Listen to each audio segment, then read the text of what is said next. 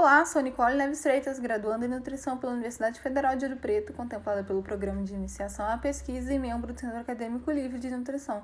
O tema do meu trabalho é manipulação de ninhada e resistência à insulina, efeitos da programação metabólica sobre a microbiota intestinal de ratos jovens, conduzido sob orientação da professora doutora Karina Barbosa de Queiroz, da Escola de Nutrição. Essa será a ordem do conteúdo abordado. Para introduzir o tema, é necessário entendermos o conceito de programação metabólica. Ela é caracterizada pela produção de respostas adaptativas em reações a estímulos de diferentes origens. Acontece em fases de maior vulnerabilidade do organismo, tais como transições dietéticas, a fase intrauterina e o período neonatal. Essas respostas são mediadas por mecanismos epigenéticos, entre eles temos a presença de microRNAs, condensação da cromatina por proteínas histonas e metilações em sequência de nucleotídeos. Dados epidemiológicos confirmam o aumento do consumo de produtos ricos em carboidratos simples entre crianças, implicando no crescimento da prevalência de resistência à insulina nesse público. A má alimentação na infância tem correlação positiva com o desenvolvimento de doenças crônicas não transmissíveis na vida adulta, tipificando uma programação metabólica. Estudos evidenciaram a amamentação como um fator que influencia na redução de casos de RI a longo prazo. Por isso, propôs que um modelo de redução de superlactação experimental definido pela diminuição do número de filhotes por mãe lactante. Com esse modelo, houveram divergências. A ninhada reduzida apresentou hiperfagia, sobrepeso e hiperinsulinemia. No caminho oposto, também demonstrou-se capaz de atenuar efeitos pró-inflamatórios a longo prazo, advindos da má alimentação. No sentido de manter a homeostase corporal, a microbiota exerce papéis importantes para a regulação de funções imunorreguladoras, nutrição e proteção do hospedeiro. A ligação entre RI, microbiota e leite materno parte de que o aleitamento materno ele é responsável pela primeira colonização do trato gastrointestinal, provê uma defesa inicial contra patógenos e possui funções anti-inflamatórias, antimicrobianas e imunorreguladoras. Na pessoa eutrófica, o comum é que a microbiota seja composta de aproximadamente 90% pelos filos firmicutes e bacteroidetes. O primeiro detém espécies anti-inflamatórias, enquanto o segundo, componentes que sensibilizam a resposta imune. A nossa hipótese é construída a partir da elevação do consumo de carboidratos simples na infância, que favorecem um filo em prol de outro, elevando a razão firmicutes e bacteroidetes. E esse desequilíbrio gera uma resposta imune atípica, diminuindo a adesão das proteínas de junção do epitélio gastrointestinal. Isso pode levar ao extravasamento de lipopolissacarídeos presentes na membrana de bacteroidetes, ativando os receptores CLR4 dos macrófagos, desencadeando uma inflamação subclínica que leva à fosforilação do IRS1, resultando em RI. Então, poderia o modelo de ninhada reduzida e consequente superaleitamento modular a microbiota e evitar a elevação da razão firmicutes e bacteroidetes?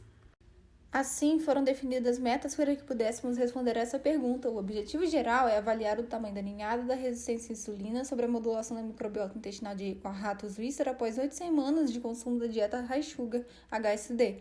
Como objetivos específicos, queremos estabelecer um modelo de ninhada reduzida de RI induzida por HSD e determinar o efeito da redução de ninhada da HSD sobre os principais filos da microbiota intestinal, firmicutes, bacteroidetes e bactérias totais dos animais pós-desmame após 8 semanas. Para atingir nossos objetivos, é necessário delinear um modelo experimental para essa pesquisa com base em publicações anteriores. 37 ratos Wistar macho recém-nascidos foram divididos em ninhada controle com 8 filhotes por mãe e ninhada reduzidos com 4 filhotes por mãe. Após 21 dias, foram desmamados e redivididos em 4 grupos: NCSTD, correspondente à dieta padrão com ração no Vilab, e NCHSD, NRSTD e NRHSD. Após 8 semanas, os animais foram eutanasiados e tiveram seus sexos coletados contendo amostras de fezes. Resultados prévios do grupo mostraram que as dietas, mesmo com densidades energéticas diferentes, resultaram na mesma massa corporal para ambos grupos. Porém, a adiposidade foi maior nos grupos que consumiram HSD. Além disso, ela também foi efetiva em induzir a RI. HSD também alterou o perfil lipídico, mas foi minimizado pela ninhada reduzida. Os filos foram quantificados por PCR em tempo real, após a extração do DNA genômico e a avaliação da sua quantidade e integridade. Os primers Eubifirm e BACT foram desenhados e verificados segundo os protocolos MIC. A eficiência foi autenticada por curva padrão e dissociação. Após essa etapa, validamos o método do Delta-CQ para a obtenção dos resultados. Analisou-se os dados pelo software GraphPad Prisma, a normalidade foi verificada pelo teste de Saphir-Wilk e, no caso dos grupos recém-desmamados, a interação foi avaliada pelo teste de Tay-Student e os grupos pós-desmame foram comparados por ANOVA Two-Way com pós-teste de Bonferroni, considerando a significância de P menor do que 0,05. A apresentação dos resultados foi em média de desvio padrão, e os resultados atingidos por essa pesquisa mostraram que as amostras de DNA extraídas encaixaram-se nos parâmetros de avaliação para que pudessem ser utilizados na quantificação dos filos posteriormente.